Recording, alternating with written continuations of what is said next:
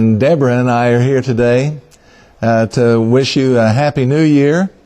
And I thought we would talk about the New Year for just a few minutes. You know, the year 2014, the number, it just keeps getting bigger. I asked people at church this morning, how many of you are growing older? Did you know everybody raised their hands? The year 2014, in some ways, like every other year that's been before it, it'll be the same. It'll repeat cycles that are centuries old. Monday will still follow Sunday, and spring will follow winter. And there will be births and deaths and joy and sorrow and triumphs and defeats. Solomon said in Ecclesiastes 1, verse 9, "That which has been is what will be.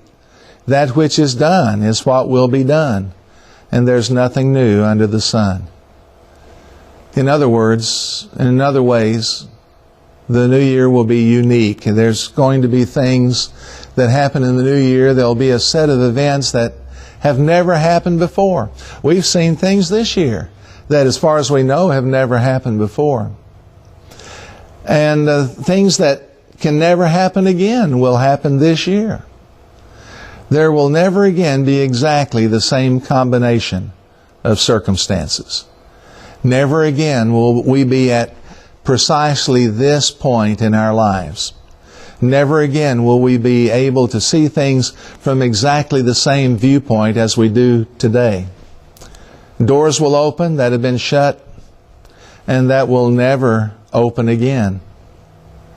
And because of the one-time opportunities 2014 will bring to us, it will still be what we make it. Ephesians chapter 5, verse 16, counsels us to redeem the time carefully. You know, we sometimes joke about New Year's resolutions, but without resolve, 2014 will be less than it could be. We ought to rise early and work late. We ought to craft the year's moments into worthwhile achievements. The unique value of the coming year will be damaged if we fail to act energetically. This year is ours to do with as we choose. And that's really the main point. It's our choice. We do what generally we want to do in the United States of America.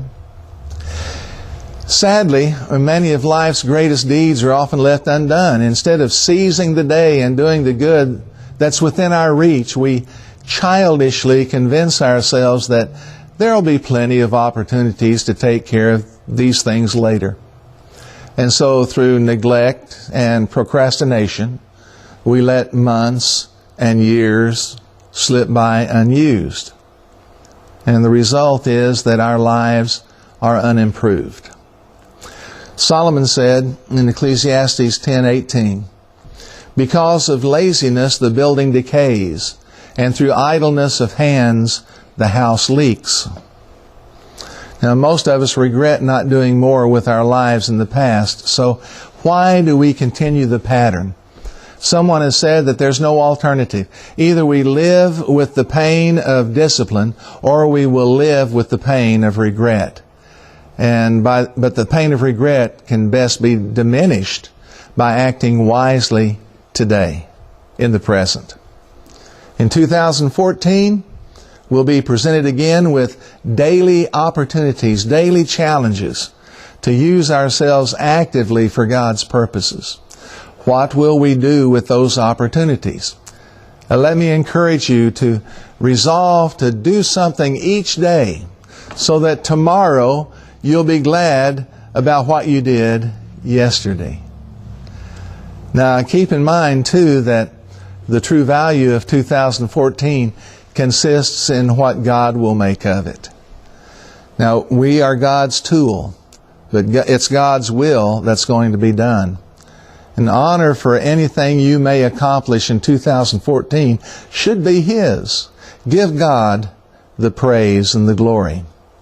To Christians, Peter wrote in 1 Peter 4:10 and 11, "As each one has received a gift, minister it to one another as good stewards of the manifold grace of God. If anyone speaks, let him speak as the oracles of God. If anyone ministers, let him do it as with the ability which God supplies, that in all things God may be glorified through Jesus Christ, to whom belong the glory and the dominion forever and ever. Amen. Give God the glory. It's because of Him that we can do what we can do. A year isn't much time, is it, really? And before we're ready, it will be this time next year, and we'll be talking about 2015. And when that time comes, what will be our memories of this year that's lying in front of us right now? Let me encourage you to put first things first throughout this coming year, so that when the next 12 months have come and gone, may you have grown toward God and in God. And may you walk with Him and live for Him each and every day. Amen.